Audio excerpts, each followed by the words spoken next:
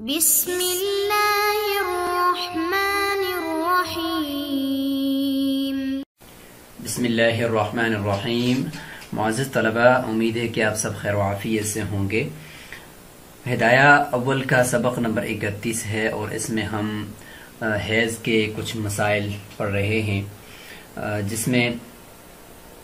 ہم نے حیض کے کچھ احکامات تو سبق نمبر 30 میں پڑھ لیے، اور اس سبق میں ہم دیکھیں گے کہ حیض کا جو خون عورت کو ہر مہینے آتا ہے تو وہ کبھی تو حیض کی اکثر مدت یعنی 10 دن سے زیادہ بھی ہو جاتا ہے، اور کبھی 10 دن سے کم میں ختم ہو جاتا ہے، اور اکثر عورتوں کی اپنی عادت بھی ہوتی ہے کہ ان کو ہر مہینے ایک متعین دنوں کے اندر بس وہ آتا ہے، اس سے زیادہ نہیں آتا، نہ اس سے کم آتا ہے۔ تو وہ ہم دیکھیں گے کہ اگر کسی عورت کی عادت بنی ہوئی ہے کہ اس کو مثلا 7 دن ہی آتا ہے یا 5 دن ہی آتا ہے یا 6 دن ہی آتا ہے، اس سے زیادہ نہیں آتا، تو کبھی ایسا ہوتا ہے کہ اس سے کم ہو جاتا ہے عادت کے دنوں سے، کبھی عادت کے دنوں سے زیادہ بھی ہو جاتا ہے۔ بہرحال اس پوری ترتیب کو انشاءاللہ آج ہم سمجھنے کی کوشش کرتے ہیں، اور یہ بات بھی یاد رکھیں کہ حیض کے جو مدت ہے زیادہ سے زیادہ 10 دن اور کم سے کم 3 دن، تو پورے 10 کے 10 دن مسلسل خون کا آنا یہ ضروری بھی نہیں ہوتا، وہ اپنی طبیعت کے ساتھ اس کا تعلق ہے کہ کبھی کبھار دبا اس میں لگے گا، کبھی 3-4 دن میں بیچ میں نہیں آئے گا، کبھی 5 دن کا وقفہ بھی ہو سکتا ہے، 6 دن کا وقفہ بھی ہو سکتا ہے، اس کے بعد جا کر کہیں ایک دبا لگ جائے گا۔ تو ضروری نہیں ہے کہ وہ مسلسل آ رہا ہو، تو لہذا وہ جو بیچ میں کچھ دن باقی کے گزریں گے تو ان کو ہم کیا کہیں گے، تو ان کے احکامات بھی انشاءاللہ ہم پڑھیں گے۔ اسی کا نام طہر متخلل بھی ہے، پھر طہر متخلل کی ہم 2 قسمیں کر لیں گے، تو انشاءاللہ ان کو بھی آج ہم سمجھنے کی کوشش کرتے ہیں۔ وَإِذَا انْقَطَعَ دَمُ الْحَيْضِ لِأَقَلَّ مِنْ 10 أَيَّامٍ، جب حیض کا خون وہ رک جائے 10 دن سے کم کی مدت میں، لم يحل وطئها حتى تغتسل، تو اس عورت کے ساتھ ہم بستری کرنا جائز نہیں ہے یہاں تک کہ وہ غسل کر لے۔ یہاں سے یہ جو مسئلہ ذکر کیا جائے گا اس کی 3 شاخیں ہیں یا 3 صورتیں ہیں، اس کو مسئلہ ثلاثیہ کہا جاتا ہے۔ ایک صورت تو یہ ہے کہ جو حیض کا خون ہے وہ 10 دن مکمل کرنے کے بعد رک جائے گا، 10 دن پورے کرے گا، یا 10 دن سے پہلے رک جائے گا۔ اگر 10 دن پورے کرے گا تو یہ ایک صورت ہو جائے گی۔ دوسری صورت کہ 10 دن سے کم میں، تو پھر 10 دن سے کم کی مزید 2 صورتیں بن جائیں گی کہ جو عورت کی اپنی عادت کے دن ہیں، یعنی پہلے بھی اس عورت کو 2-3 مرتبہ خون آیا ہے تو اس کی جو عادت کے دن ہیں، مثلا 7 دن ہیں یا 5 دن ہیں یا 6 دن ہیں، اسی عادت کے دنوں کے اندر ہی آ کر بس وہ عادت کے دن ہی پورے کیے اور رک گیا، تو یہ دوسری صورت ہو جائے گی۔ تیسری صورت یہ ہے کہ عادت کے دنوں سے کم زیادہ ہو گیا ہے، یعنی عادت کے دنوں سے بھی زیادہ ہو گیا ہے اور 10 دنوں سے کم ہے، تو یہ 3 صورتیں اس مسئلے کی ہوں گی۔ سب سے پہلی صورت یہاں پہ جو ذکر کی جا رہی ہے وہ یہ ہے کہ خون جو ہے وہ 10 دنوں سے کم مدت کے اندر ختم ہوا ہے، یعنی رک گیا ہے، اور عادت کے جو دن ہیں وہ اس نے پورے کیے ہیں۔ مثال کے طور پر ایک عورت کی عادت 7 دن تھی اور خون بھی 7 دن ہی پورے کرنے کے بعد رکا ہے، تو یہ وہ والی صورت ہے کہ خون حیض کا رکا 10 دن سے کم کی مدت میں، لیکن عورت کی جو عادت کے دن تھے اسی دنوں کے اندر اس نے اس کو مکمل کیا ہے اور اس کے بعد وہ خون رک گیا ہے۔ تو اس صورت میں فرماتے ہیں کہ شوہر کا اس کے ساتھ ہم بستری کرنا حلال نہیں ہے یہاں تک کہ وہ عورت غسل کر لے۔ کیوں؟ لأن الدم يضر تارة وينقطع أخرى، اس لیے کہ خون کبھی کبھار ٹپکتا ہے پھر دوبارہ آ جاتا ہے اور کبھی رک بھی جاتا ہے، تو ہو سکتا ہے کہ ابھی تو جو کہ حیض کے 10 دن جو زیادہ سے زیادہ مدت ہے وہ باقی بھی ہیں، ہو سکتا ہے کہ اس دوران پھر آ جائے، اگرچہ عادت کے دن تو پورے ہو چکے ہیں، لیکن یہ ہے کہ ہو سکتا ہے کہ دوبارہ پھر بھی اس کے واپس آنے کا احتمال تو موجود ہے۔ اس لیے فرمایا کہ عورت جب تک غسل نہ کر لے اس وقت تک اس کے ساتھ ہم بستری کرنا درست نہیں ہے. جب غسل کر لے گی تو اس سے پتہ چل جائے گا کہ اب جو ہے خون وہ رک گیا ہے اور عورت پاک ہو گئی ہے. فلا بد من الاغتسال، پس غسل ضروری ہے. کیوں؟ لیترجح جانب الانقطاع ای لیتأکد جانب الانقطاع، تاکہ خون کے انقطاع کا جو کی جانب ہے وہ پکی ہو جائے، مضبوط ہو جائے اور یقین ہو جائے. ولو لم تغتسل ومضى عليها ادنى وقت الصلاة بقدر ان تقدر على الاغتسال والتحریمة حل وطئها. اگر اس صورت کے اندر عورت نے غسل نہیں کیا اور اس کے اوپر نماز کا ادنا وقت، وہ یعنی اتنا نماز کا وقت اس پہ گزر گیا کہ ان تقدر علی الاغتسال والتحریمة، کہ جس میں وہ غسل کرنے پر بھی قادر تھی اور اسی طریقے سے اس میں تحریمہ یعنی غسل کر کے وہ تکبیر تحریمہ کہہ کر وہ نماز پڑھنے پر بھی قادر تھی، یا صرف تحریمہ باندھ سکتی ہو، یعنی پوری نماز اگر پڑھنے کا وقت نہ بھی ہو، غسل اور اس کے بعد صرف تکبیر تحریمہ کر کے نماز میں کھڑے ہونے تک کا وقت اگر اس کو ملا اور اس دوران اس نے غسل نہیں کیا تو پھر بھی اس کے ساتھ وطی کرنا یعنی اس کے ساتھ ہم بستری کرنا حلال ہے. کیوں؟ اس لیے کہ لأن الصلاة صارت دینا فی ذمتها، اس لیے کہ نماز اس کے ذمے ابھی قرض ہو چکی ہے، دین ہو چکی ہے. تو فطہورت حکمن، پس وہ حکمن پاک شمار ہوگی، کیونکہ شریعت مطہرہ نے اس کے اوپر نماز کو لازم قرار دے دیا، کیونکہ ایک ایسا وقت اس پہ گزرا ہے کہ جس کے اوپر اس کے اوپر احکامات شرعیہ متوجہ ہوئے ہیں. تو سمجھ لیں کہ شرعاً یہ پاک ہو گئی تھی، اس لیے تو احکامات شرعیہ اس کی طرف متوجہ ہوئے. لہٰذا جب یہ شریعت میں یہ پاک شمار ہو گئی ہے تو اس صورت میں اب اس کے ساتھ ہم بستری کی جا سکتی ہے، لیکن اس سے پہلے نہیں کی جا سکتی. وَلَوْ كَانَ انْقَطَعَ الدَّمُ دُونَ عَادَتِهَا، یہ ہے جی دوسری صورت کہ خون رکا ہے لیکن اس کی عادت سے کم، عادت 7 دن تھی مثلا اور خون اس سے کم میں رکا ہے، فوق الثلاث 3 دن سے اوپر ہے، یعنی 3 دن جو کم سے کم مدت ہے جی اس سے اوپر، اور اس کی عادت کے دنوں سے کم مدت میں، یعنی 4 دن یا 5 دن یا 6 دن کے اندر خون رک کے. تو اب چونکہ اس کی عادت کے دن بھی پورے نہیں ہوئے تو اب تو احتمال قوی ہے نا کہ خون دوبارہ آ سکتا ہے، کیونکہ عادت کے دن بھی ابھی مکمل نہیں ہوئے. تو لم یقربها حتی تمضی عادتها وان اغتسلت، یہاں پر فرماتے ہیں کہ شوہر اس کے قریب نہیں جائے گا، بستری نہیں کرے گا یہاں تک کہ اس کی عادت کے دن پورے ہو جائیں، اگرچہ اس سے پہلے اس نے غسل بھی کر لیا ہو. کیونکہ غسل بھی کر لیا پھر بھی احتمال ہے کہ ابھی تک اس کی عادت کے دن پورے نہیں ہوئے، تو ہو سکتا ہے کہ دوبارہ پھر دھبا لگ جائے، تو اس لیے اب غسل کے باوجود بھی نہیں جائے گا. یہ دوسری صورت ہے. لأن العود فی العادت غالب، اس لیے کہ عادت تک کے جو دن ہیں اس تک خون کا واپس لوٹنا یہ غالب ہے. فکان الاحتیاط فی الاجتناب، لہذا احتیاط اجتناب کے اندر ہی ہے کہ قریب نہ جائے، ہم بستری نہ کرے. 2 صورتیں مکمل ہوگی. اب تیسری صورت کی طرف چلتے ہیں. وَإِنِ انْقَطَعَ الدَّمُ لِعَشَرَةِ أَيَّامٍ، اگر خون 10 دن پورے کرنے کے بعد رکا ہے، 10 دن اس نے پورے کیے ہیں، حل وطئها قبل الغسل، یہاں پر اس کے ساتھ ہم بستری کرنا غسل سے پہلے بھی حلال ہے. یہاں پہ غسل کا انتظار بھی کرنے کی ضرورت نہیں ہے. کیوں؟ لأن الحیض لا مزید له على العشرہ، کیونکہ حیض کا اس سے زیادہ ہونا یعنی 10 سے زیادہ ہونا تو حیض کے خون کے لیے اس کی مقدار تو 10 سے زیادہ دن کی تو ہے نہیں ہے. الا انه لا يستحب قبل الاغتسال، ہاں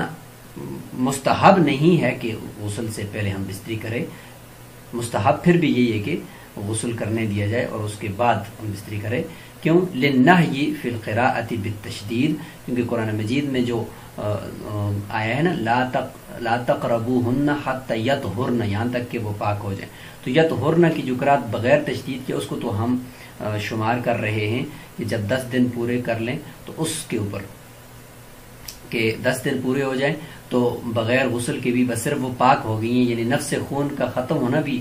رک جانا بھی تو ایک پاکی ہے نا. تو بس پاک ہو گئے تو پھر آپ ان کے قریب جاؤ، تو ہم اس کو اسی پر محمول کرتے ہیں۔ لیکن دوسری قرات تشدید والی ہوا ہے حتی یطہرنا، یہاں تک کہ وہ خوب پاکی حاصل کر دو۔ خوب پاکی غسل کے ذریعے سے ہی ہوتی ہے، لہٰذا اس صورت میں ہم اس کو اگر قرات تشدید کو، اگرچہ وہ قرات تشدید 10 دن سے کم کی مدت میں خون کے بند ہونے کے ساتھ متعلق ہے، لیکن پھر بھی ہم اس کو مستحب یہی قرار دیں گے کہ اگرچہ 10 دن پورے کرنے کے بعد بھی خون رکا ہے، لیکن قرات تشدید یہ بتا رہی ہے کہ غسل پھر بھی کر کے خوب پاکی عورت جب تک حاصل نہ کر لے اس وقت تک اس کے ساتھ ہم بستری نہیں کرنی چاہیے۔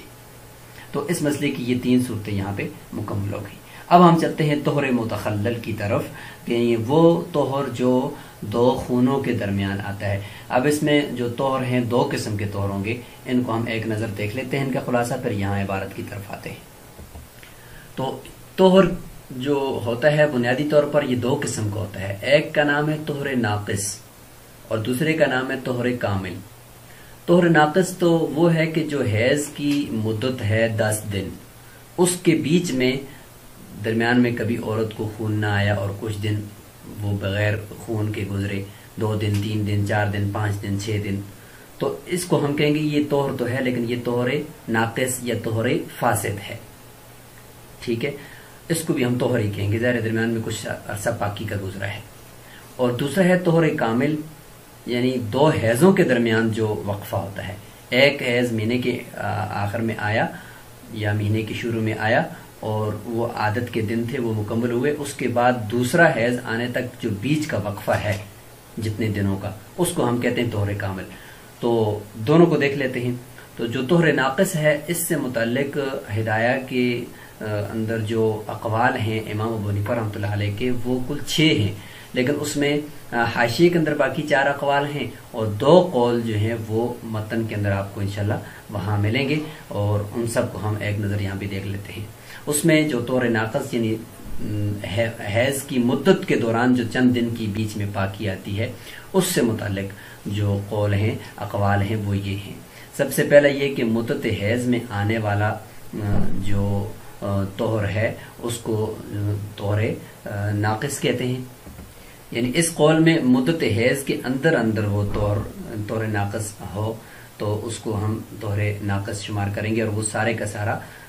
وہ حیض ہی شمار ہوگا، اور اس دوران جو بیچ میں طہر آیا ہے تو اس میں یہ نہیں ہے کہ نماز اس کو جائز ہو جائے گی پڑھنا یا روزہ رکھنا اس کے لیے جائز ہو جائے گا، نہیں، بلکہ وہ سارے کا سارا حیض ہی شمار ہوگا۔ تو اس میں اس قول میں مدت حیض کے اندر آنے والا جو طہر ہے وہ مراد ہے۔ دوسرا جو طہر ہے طہر متخلل سے متعلق یعنی طہر ناقص سے متعلق دوسرا قول ہے وہ یہ کہ 15 دن سے اگر کم ہے، اگر 15 دن سے زیادہ ہے یا کم از کم 15 دن ہے تو وہ تو طہر کامل ہے۔ 15 دن سے کم کا اگر طہر آیا ہے، بیچ میں پاکی آئی ہے 2 خونوں کے درمیان، تو اس کو طہر ناقص کہیں گے۔ اور راجح قول بھی اور مفتبی قول بھی عوام کی سہولت کے لیے یہی ہے کہ اگر ایک عورت کو 1 دن یا 2 دن یا جتنے بھی دن اس کو بیچ میں مطلب خون آیا، اس کے بعد اس کا ایک 10 دن یا 8 دن یا 9 دن تک اس کا درمیان میں پاکی کا زمانہ تھا، اس کے بعد پھر اس کو اگر خون آیا تو یہ جو 15 دن سے اگر کم کا یہ پورا طہر کا زمانہ بیچ کا بنا ہے تو اس میں 10 دن ہم حیض شمار کریں گے، اور 10 دن کے بعد اگر وہ خون آیا ہے تو اس سارے کے سارے کو ہم استحاضہ کے اندر لے جائیں گے۔ تو یہ جو قول ہے کہ 15 دن سے کم وہ طہر ناقص ہوگا، تو یہ متن کا ایک دوسرا قول ہے امام ابو حنیفہ رحمۃ اللہ علیہ کا، اس کی تشریح ہم انشاءاللہ کریں گے۔ باقی یہ جو 4 اقوال ہیں یہ حاشیے کے اندر وہاں موجود ہیں کہ مدت حیض میں جو خون ہے وہ دونوں جانب وہ احاطہ کر لے، یعنی مدت حیض میں جو خون آیا ہے تو بیچ میں طہر ہے، اور دونوں جانب جو حیض کا خون ہے وہ ملا کر حیض کی کم از کم مدت کو وہ پہنچتا ہو، یعنی 3 دن کو پہنچتا ہو، شروع میں آنے والا بھی اور طہر کے بعد کا آنے والا بھی، تو بیچ میں جو طہر ہوگا ہم اس کو طہر ناقص یا طہر متخلل کی پہلی قسم طہر ناقص کہیں گے۔ اور چوتھا قول اس میں یہ کہ طہر دونوں خونوں کے مساوی ہو، یعنی خون شروع میں آیا پھر اور آخر میں بھی آیا، بیچ میں جو طہر آیا تو یہ جو 2 مرتبہ خون آیا تو یہ دونوں خونوں کی مقدار اور طہر کی مقدار یہ آپس میں برابر ہونی چاہیے، یا طہر کی مقدار کم ہونی چاہیے، تب جا کر وہ طہر ناقص ہوگا۔ اور پانچواں قول یہ کہ طہر 2 حقیقی خونوں کے مساوی، یعنی حقیقتاً جتنا خون جتنے دنوں تک آیا ہے تو طہر بھی انہی کے برابر مقدار کا ہو، اتنے ہی دنوں کا ہو۔ اور چھٹا قول یہ کہ طہر 3 دن سے کم ہو تو وہ فاصل ہوگا، اگر 3 دن سے زیادہ ہو تو یعنی 3 دن سے کم ہونا چاہیے طہر ناقص، 3 دن سے زیادہ نہیں ہونا چاہیے۔ تو طہر ناقص کے لیے آخری قول یہ ہے کہ 3 دن سے کم ہو۔ تو یہ 6 اقوال ہیں، اس میں جو راجح قول ہے وہ یہ دوسرا ہے۔ اور طہر کامل کسے کہتے ہیں؟ طہر متخلل میں طہر کامل کہ جو کم سے کم 2 خونوں کے درمیان آئے اور اس کی کم سے کم مقدار وہ 15 دن ہو۔ 15 دن سے کم اگر ہوگا تو وہ طہر ناقص میں چلا جائے گا۔ 15 دن اس کی کم سے کم مدت ہے، اور زیادہ سے زیادہ مدت کی کوئی حد نہیں ہے، وہ سال بھی ہو سکتا ہے، 2 سال بھی ہو سکتے ہیں، بعض عورتوں کو 2 سال تک بھی خون نہیں آتا، وقفہ رہتا ہے، تو اس کی کوئی حد مقرر نہیں کی جا سکتی۔ اب عبارت دیکھتے ہیں، وَالطُّهْرُ إِذَا تَخَلَّلَ بَيْنَ الدَّمَيْنِ فِي مُدَّةِ الْحَيْضِ فَهُوَ كَالدَّمِ الْمُتَوَالِي، وہ طہر جو 2 خونوں کے درمیان آتا ہے حیض کی مدت کے دوران، وہ طہر چاہے 2 دن ہو، 3 دن ہو، 4 دن ہو، وہ مسلسل خون آنے کے حکم کی طرح ہے، یا وہ مسلسل خون آنے کی طرح ہے، یعنی اس دوران بیچ میں کوئی نماز وغیرہ پڑھنے کی اجازت نہیں ہے، کوئی عبادت کرنے کی اجازت نہیں ہے، وہ سارے کا سارا حیض ہی شمار ہوگا، جیسے کہ مسلسل خون ہی آتا رہا۔ 2 خونوں کے درمیان حیض کی مدت کے اندر جو درمیان میں باقی کی کچھ دن گزرے ہیں، یہ مراد ہے۔ قال رضی اللہ عنہ، صاحب ہدایہ فرماتے ہیں کہ هذه احدى الروایات عند ابی حنیفہ رحمہ اللہ، یہ امام ابو حنیفہ رحمۃ اللہ علیہ کی روایات میں سے 6 روایات میں سے یہ پہلی روایت ہے، ایک روایت ہے، اور اس کی جو وجہ ہے وہ بتائی جا رہی ہے کہ ان استیعاب الدم مدت الحیض لیس بشرط بالاجماع، کہ جو حیض کے دن ہیں تو حیض کی مدت کے اندر اس کا پورے کے پورے تمام دنوں کے اندر خون کا استیعاب کرنا یہ شرط نہیں ہے، بالاجماع فقہا کے نزدیک یہ ضروری نہیں ہے کہ شروع سے لے کر آخری دن تک خون مسلسل چلتا رہے، یہ ضروری نہیں۔ فیعتبر اولہ وآخرہ، لہذا پہلے دن اور آخری دن کا اعتبار کیا جائے گا، کالنصاب فی باب الزکوٰۃ، جیسے کہ زکوٰۃ کے باب میں سال کے شروع اور سال کے آخری دن کا اعتبار ہوتا ہے، بیچ میں کمی زیادتی کا اعتبار نہیں ہوتا۔ تو بعینی اسی طریقے سے خون کا بھی پہلے دن اور آخری دن کا اعتبار ہوگا مدت حیض کے اندر بیچ میں اگر 8 دن وقفہ ہوتا ہے، 6 دن ہوتا ہے، 7 دن ہوتا ہے، بالکل اس میں کوئی دبا نہیں لگا تو وہ سارے کا سارا حیض شمار ہوگا، کیونکہ شروع اور آخری دن کا اعتبار ہے۔ یہ ایک روایت ہے۔ دوسری روایت وعن ابی یوسف رحمہ اللہ، امام ابی یوسف رحمۃ اللہ علیہ سے روایت ہے، وہو روایت عن ابی حنیفہ رحمہ اللہ، یہی امام ابو حنیفہ رحمۃ اللہ علیہ کی بھی روایت ہے، فرماتے ہیں کہ ہوا آخر اقوالہ، ایک روایت یہ بھی ہے کہ یہی امام ابو حنیفہ رحمۃ اللہ کا آخری قول ہے اور یہی مفتبی قول بھی ہے، کیا کہ ان الطہر اذا کان اقل من 15 یوما لا یفصل، کہ جب طہر وہ 15 دن سے کم کا ہو تو پھر وہ فاصل نہیں ہوتا، یعنی وہ ہم یہ نہیں کہیں گے کہ یہ فاصل ہو گیا ہے اور اس نے 2 حیض الگ الگ کر دیے ہیں، نہیں، بلکہ یہ سارے کا سارا دم متوالی کی طرح ہوگا، فاصل نہیں ہوگا۔ وہ کلہ کالدم المتوالی، سارے کا سارا بیچ میں دم متوالی کی طرح ہوگا، یعنی مسلسل خون ہی گویا کہ ہم اس کو شمار کریں گے، بیچ میں اگرچہ وہ 15 دن تک وہ نہ پہنچا ہو، 15 دن سے کم، 14 دن، 13 دن، 10 دن، 8 دن، لہٰذا اگر ایک عورت ہے اس کو خون آیا 1 دن،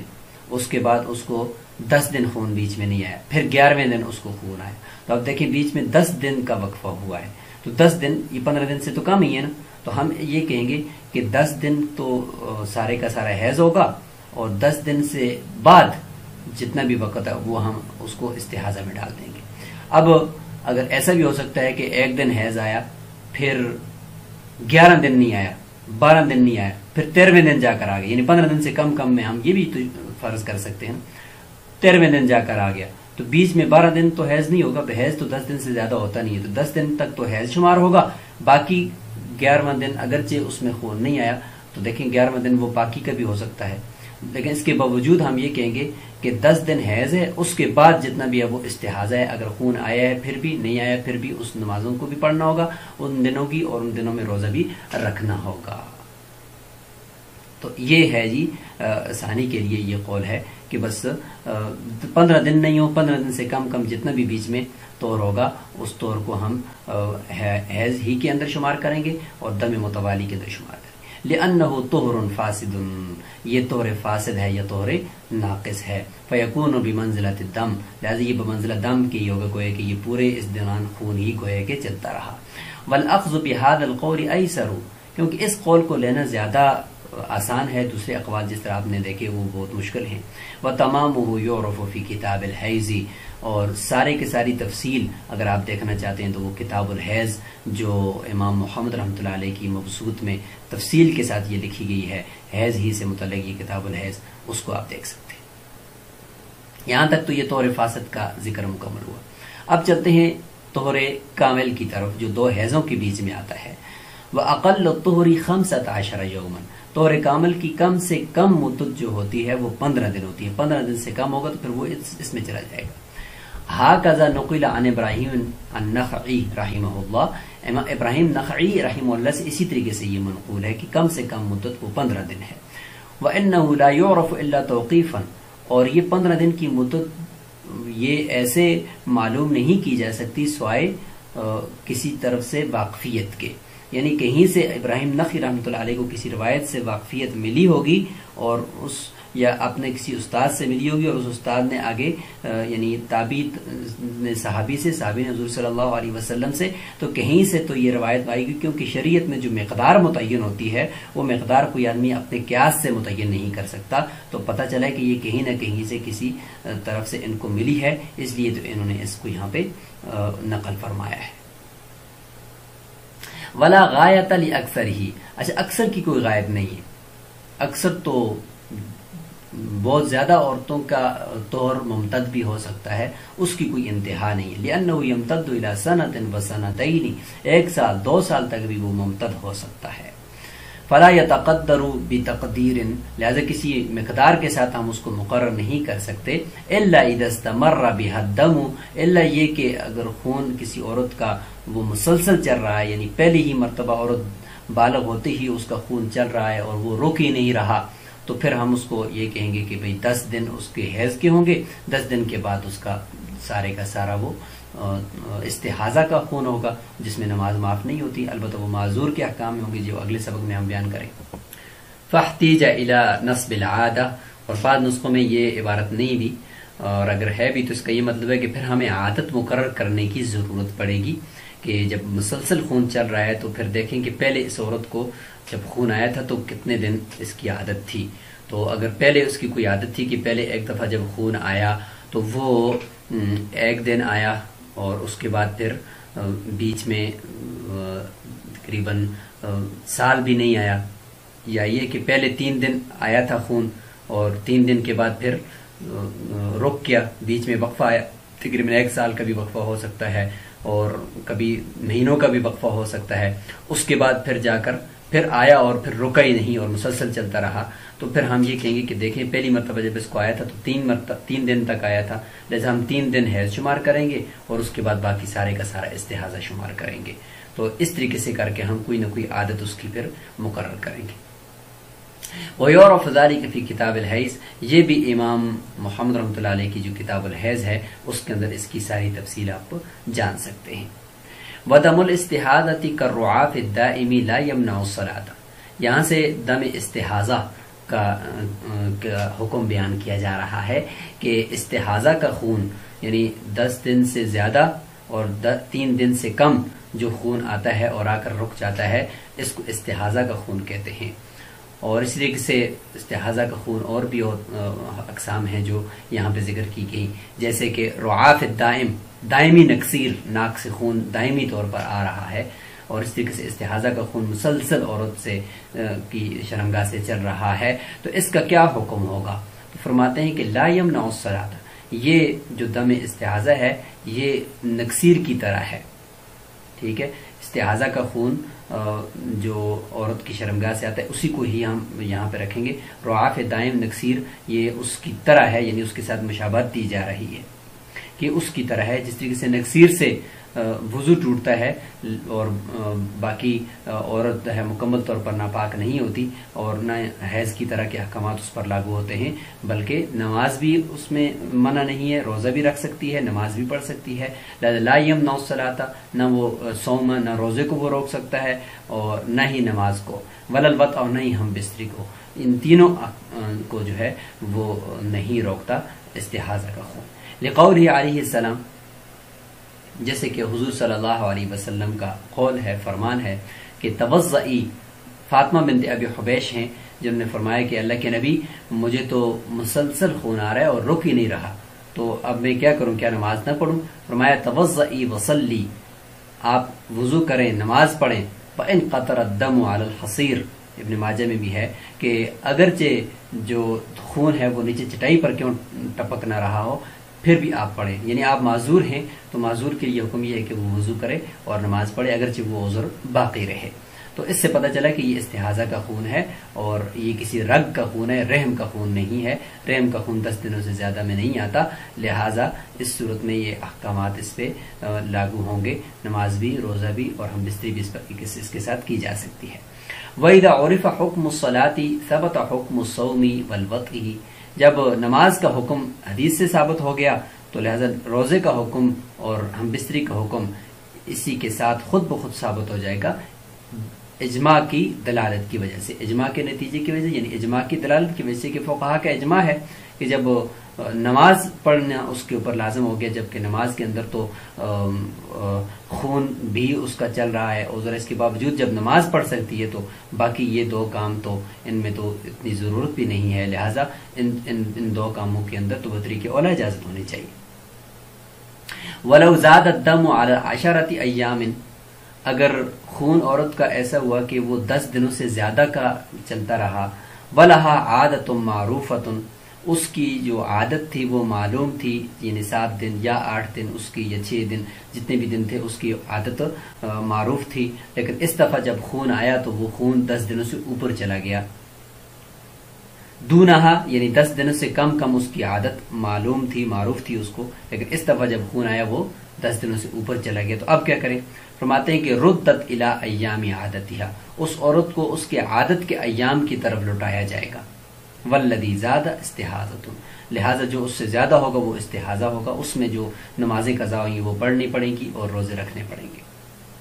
مثال کے طور پر خون 7 دن اس کی عادت کے تھے، خون اس دفعہ 10 دن سے اوپر چلا گیا، جب خون 8ویں دن آیا تو پھر بھی وہ نماز نہ پڑھے، رک جائے، 9ویں دن آیا پھر بھی رک جائے، 10ویں دن آیا، 11ویں دن جب آئے گا تو لہٰذا اب اس نے نماز اپنی شروع کرنی اور پچھلے 7 دنوں کے بعد کی نمازیں بھی پڑھنی، چونکہ 7 دن تک ہم اس کو ردت الی ایام عادتہا، عادت کے دنوں کی طرف لوٹا کر وہ معاف ہو جائیں گی وہ نمازیں، اس کے بعد کی نمازیں اس نے پھر پڑھنی ہوں گی، اس کے بعد جو ہوگا وہ استحاضہ ہوگا.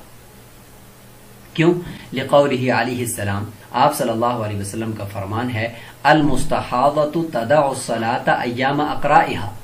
کہ مستحاضہ عورت وہ نماز کو چھوڑ سکتی ہے اپنے حیض کے دنوں کے اندر، یعنی جو اس کی کم از کم مدت ہے یا عادت کے دن ہیں ان میں چھوڑ سکتی ہے، اس کے علاوہ نہیں چھوڑ سکتی. وَلِأَنَّ الزَّائِدَ عَلَى الْعَادَةِ يُجَانِسُ مَا زَادَ عَلَى الْعَشْرَةِ فَيَلْحَقُ بِهِ، اور عقلی دلیل یہ ہے کہ جو عادت کے دنوں سے زائد خون ہے نا وہ جنس میں اور مشابہت میں وہ 10 دنوں سے زیادہ کے خون کے مشابہ ہے، کیونکہ ایک تو شریعت نے حدود مقرر کی ہیں کہ 10 دن سے زیادہ حیض کا خون نہیں آ سکتا، اور ایک عورت کی عادت بن چکی ہے کہ اس کو پچھلے کئی سالوں سے، اور عادت تو کم از کم 2 مرتبہ آنے سے بن جاتی ہے، اور ایک عورت اس کو کئی سالوں سے عادت ہے کہ وہ 7 دن مثال کے طور پر اس کو خون آتا ہے، اس سے زیادہ آتا نہیں ہے، اور اب کی مرتبہ جب آیا ہے تو وہ اس سے زیادہ چلا گیا ہے. تو ایک عورت کی عادت ہے اور ایک شریعت کی حد ہے. شریعت کی حد اور عورت کی عادت یہ آپس میں اس حوالے سے مشابہت رکھتے ہیں کہ گویا کہ یہ ایک حد بن گئی ہے، عورت کی ایک عادت بن گئی ہے، یہ بھی ایک حد بن گئی ہے، لہٰذا اس سے آگے جب جائے گا تو یہ اسی طرح کا حکم لے لے گا جس طریقے سے 10 دنوں کے بعد آنے والا خون ہوتا ہے، لہٰذا اسی کے ساتھ ہم اس کو لاحق کر دیں گے۔ لہٰذا 10 دنوں کے بعد جس طرح استحاضہ ہوتا ہے اور نماز معاف نہیں ہوتی، تو اسی طریقے سے عادت کے دنوں کے بعد بھی اسی طریقے سے ہم اس کو استحاضہ شمار کریں۔